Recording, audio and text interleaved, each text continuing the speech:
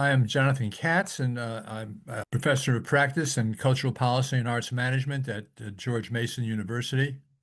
And this evening, um, we're here sharing the Innovation Collaborative's second virtual summit, which is being provided as an ongoing forum for STEAM learning. Now I'm honored to introduce our two keynote speakers. Lucinda Presley is the Executive Director of the Innovation Collaborative and Executive Director of IC Success, the institute where creativity empowers education success. Alicia Connolly is the retiring President of National Science Teacher and Federal Programs Director, Foster Care POC, EL Coordinator, and Title IX Coordinator for Mississippi's Marion County School District Association. I hope you've all taken time to read their bios because they really are amazing STEAM visionaries and supporters. And first up is Lucinda. Welcome to our STEAM Professional Development Summit. We've been developing and researching STEAM professional development in the collaborative for over 8 years, and we're very excited to share what we know with you. First, I'd like to recognize the backbones of the collaborative. Next slide, please. Next slide. First, I'd like to recognize Lois Hetland. Lois is Professor Emerita from MassArt and also has been a researcher at Harvard's Project Zero for a number of years and has been a classroom teacher for a number of years. She has been instrumental in helping us shape the collaborative STEAM professional development we're getting ready to launch and has been an inspiration to all of us. So thank you, Lois. Okay. I'd also like to recognize our premier research thought leaders. They are the backbone of our work from the beginning of our work. They're each nationally recognized experts in their disciplines. Neuroscience is Sandy Chapman from the University of Texas at Dallas. Creativity is Bonnie Crammond from the University of Georgia. Science is Rochelle Darvell, who's an NSTA and Fulbright awardee. Arts is Rob Horowitz at Columbia University. STEAM is Bob Root Bernstein from Michigan State, and out of school time is Jean Ryu, who's at UCLA. And they all make a huge difference. They help us brainstorm methodologies for our research, implementation strategies, and how to work across disciplines. To see conversations among research thought leaders, go to our website, to the newsletters, and you'll see these interesting conversations. We also want to recognize our Innovation Fellows. These are leading arts and STEM teachers and administrators across the United States. We have representation from everything from early childhood all the way up through secondary and from all different parts of the country. So let's talk about why STEAM. Why are we doing STEAM? One of the reasons is from a conference board report, we found that business executives are saying that creativity and innovation are increasingly important. However, business owners say they can't find people who think creatively and innovatively. And so education is going to be crucial in this. Thomas Friedman, a famous economics author, said education is now an economic issue. And our own Bob Root Bernstein, who's done extensive studies of science Nobel laureates and other science awardees, has found that science Nobel laureates are 3 times as likely to have arts and crafts avocations, as are scientific geniuses who also have these avocations. So let's talk about K-12 STEAM and what makes it effective. So one of the most important things we found in our research is that processing information is supremely important. Education authors such as John Bransford say you've got to make connections between ideas and organize around central concepts. Grant Wiggins, an expert, also says knowledge transfer is important across disciplines, and this especially relates to disciplinary practices and habits of mind. So that goes back to processing the information. Creativity expert Keith Sawyer says that when the arts are integrated, students get a deeper understanding and deeper processing into the content. Our own Sandy Chapman at the UT Dallas Center for Brain Health tells us it's a process, not a single lesson.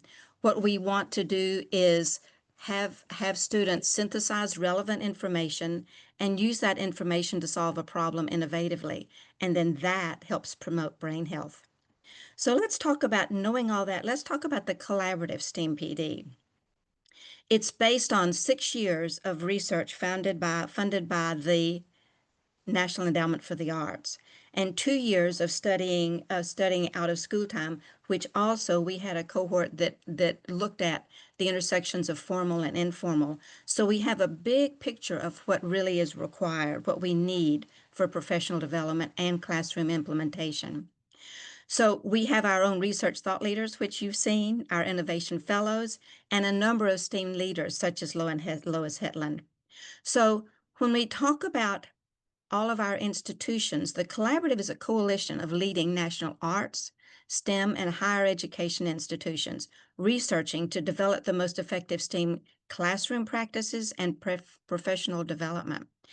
We have 18 universities, 12 school districts, and over 14 institutions across the United States that have helped us come up with our copyrighted approach since it's based so deeply on research. So let's talk more about the collaborative STEAM PD. Our goal is to empower teachers to be their own STEAM experts, not needing us to give them one and done lessons. We empower them not only to write their own lessons, but to be deep thinkers, to integrate the creative and innovative thinking with standards-based content and learning. We teach them to collaborate across disciplines effectively, and also how to use our research-based, copyrighted, higher level thinking strategies.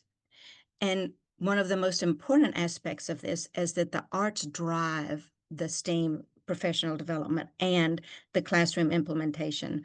We want to make sure that arts are not an afterthought, because the competencies and habits of mind that are used in the arts really help drive these thinking skills. So let's look quickly at these ways of thinking and doing. And this is in great part to help from Lois Hetland. So when we think about the collaboratives thinking and doing, we talk about the different skills. Next slide, please. So and this is based on Lois Hetland's and Howard Gardner's 4 dimensions of understanding. So they're organized in these dimensions, and there are a number of skills and thinking processes under these. So one is acquiring knowledge, the core information, such as getting information, doing investigations. Another is methods, that's the process, such as asking questions, generating ideas, and synthesizing. The next one is forms. And so that is more about the product, such as models, performances, and artwork, charts and diagrams, and purposes. Who uses this? Who cares about it?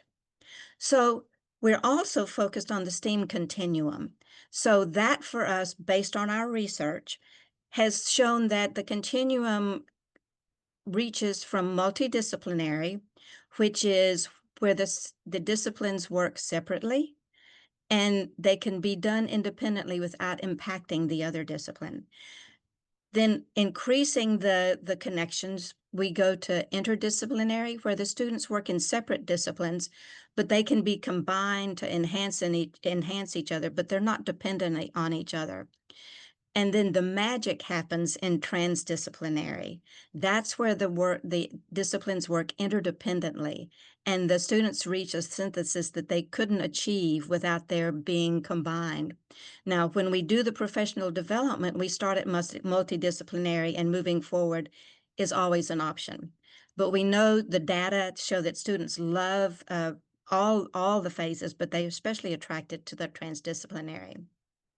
We have data that shows the effectiveness of it.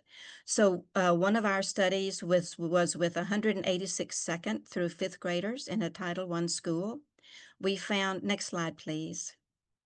We found that when we did professional development with teachers, in addition to working with students, 100% of the teachers said they had a better understanding and are more comfortable using STEAM.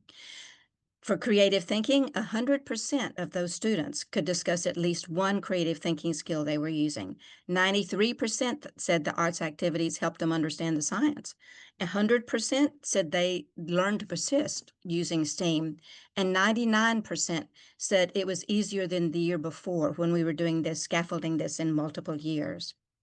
So, using all we've learned, we're launching our STEAM professional development in November. And it's going to consist, next slide, please. It's going to give you CEUs, and also we're going to have weekly 1 hour lessons or less. That'll take you an hour or less. We'll have 3 1-hour community friends groups, and we've changed the date. So this is the old PowerPoint. So November 10th, we'll start and finish on January the 16th. And participants will be STEAM certified. We'll have learning modules where we'll learn what is STEAM and the ways of thinking and doing, how to integrate the standards, and how to adapt one of your lessons to STEAM, and then how to implement it. And one of our things, points we're really excited about is that our innovation fellows are going to mentor each participant through the whole process. So we hope you'll join us. Please feel free to contact me with any questions. We're more than happy to help.